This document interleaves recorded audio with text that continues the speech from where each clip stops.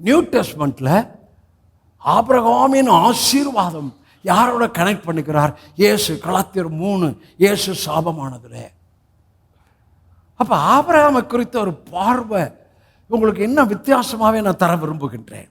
Abraham 75 வயதில் தரிசனம் பெற்றான். 75 வயசுல 175 வயது வரைக்கும் அவன் வாழ்ந்தான். 75 வயசுல தரிசனம் பெற்ற போது அவன் என்னவாய் இருந்தான்? நதிக்கு அப்புறத்தில் விக்கிரக ஆராதனை செய்தவனாய் இருந்தான். கர்த்தர் தெரிந்து கொண்ட ஒரு மனுஷனை பாருங்கள். இருளில் இருந்த மனுஷனை, விக்கிரக ஆராதனை இருந்த மனுஷனை கர்த்தர் தரிசனமாகி அவனை ஆசீர்வதித்தார். இவன் இதுவரைக்கும் அப்படியே ஒரு அனுபவத்தை அவன் பாடியில் அவன் ஃபீல் பண்ணலை.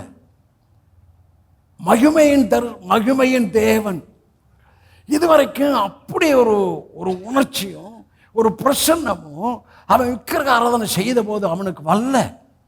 ஆனால் மகிமையை பார்த்தோன்னு வந்துருச்சு. Something, this is different. ஐயா, மகிமை நமக்குள்ள இருக்கு.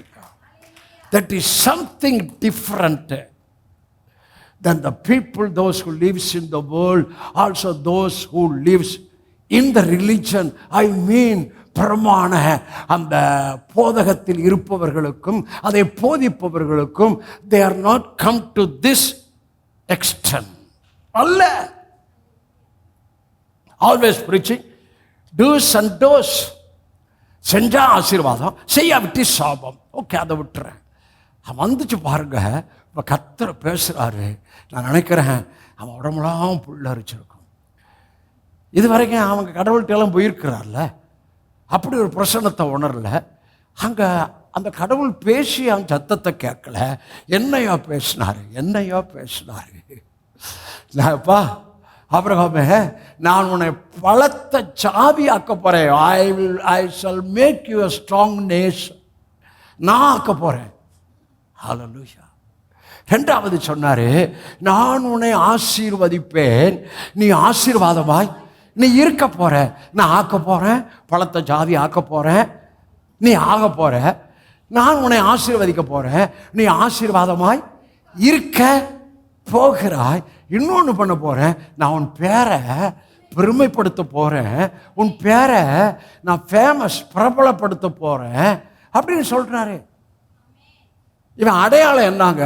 இவன் அடையாளம் என்ன? விக்கிரக ஆராதனை செய்தவன், இருளில் இருந்தவன் தான் இவனுடைய அடையாளம். இப்போது இவனுக்கு ஒரு அடையாளத்தை தேவன் வார்த்தையின் கொண்டு பேசுகிறார். இப்போது இவனுக்குரிய அடையாளம், எப்போ நான் உன்னை பலத்த ஜாதியாக போறேன், உன்னை ஆசீர்வதிக்க போறேன், நீ ஆசீர்வாதமாய் இருக்க போகிறாய்.